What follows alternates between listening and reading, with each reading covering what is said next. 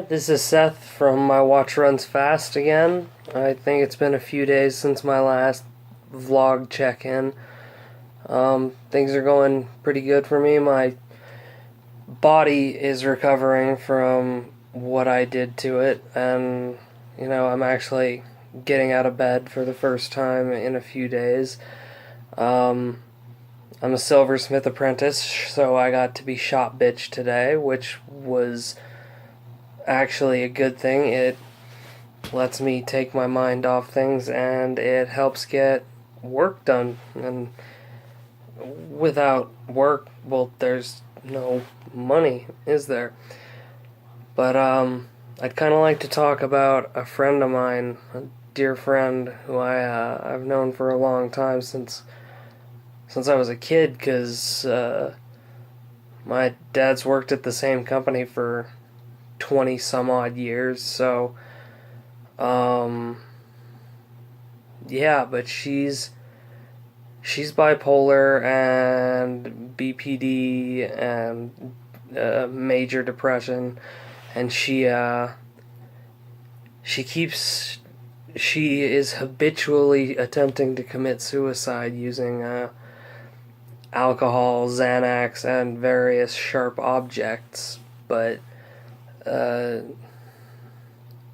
she's not doing well. She seems drunk every single time I see her. She's slurring her words. She's not moving very fast. It's really sad to see, and it kind of makes me look back and think about what I was like when I was in that condition, when I was abusing those kinds of drugs, especially alcohol, because alcohol will just destroy you. I've found that it was one of the harder substances for me to get off of, and I actually ended up going to AA for a little while until it just got just too much religiosity for me.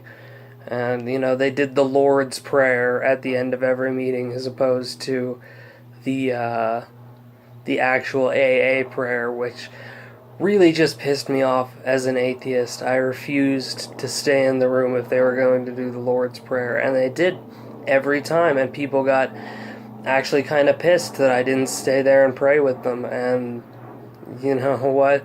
It was a bunch of religious bullcrap, and I knew I could beat it without a sponsor. But some things have happened, and unfortunately alcohol entered my life for one last time. But, well, I can't say the last because I don't know. But 2.5 years down the drain just because of a stupid hospitalization on my part. And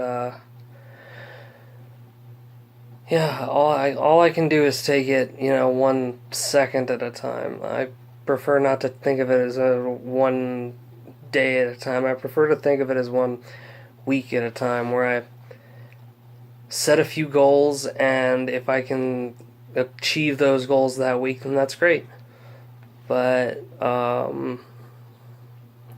otherwise, I don't really have any sort of craving for alcohol. It seems to be sort of a dirty high. It's sloppy, it's nasty, it makes people throw up all over the place, and people overdrink, and you have to put them in a cold shower and slap the shit out of them and call an ambulance and then deal with the police fallout, and it's all just a bunch of garbage. And so alcohol is by far one of the most damaging drugs that I've ever come across, and that's including methamphetamine and heroin. So, yeah, so that's been the last few days, but I've been doing good. I had to recover for 2 or 3 days. I couldn't get out of bed. I had to sleep for hours and hours. But doing better now, more conscious, more aware of my surroundings, more aware of myself in general, and my meds are locked in.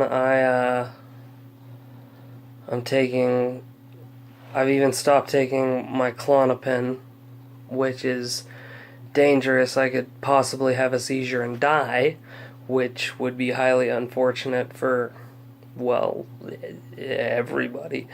And so I'm worrying about that, but I don't get to see my psychiatrist until the 6th.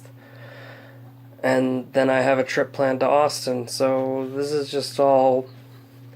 I need it to be the 6th already, so that I have my monthly check and then my medication refills and everything. And then I head out and I spend 2 weeks and possibly more in Austin. And that should be great for me, just getting out of Santa Fe, because this is a horrible place that you don't want to come to. So just keep that in mind in your travels. Peace out.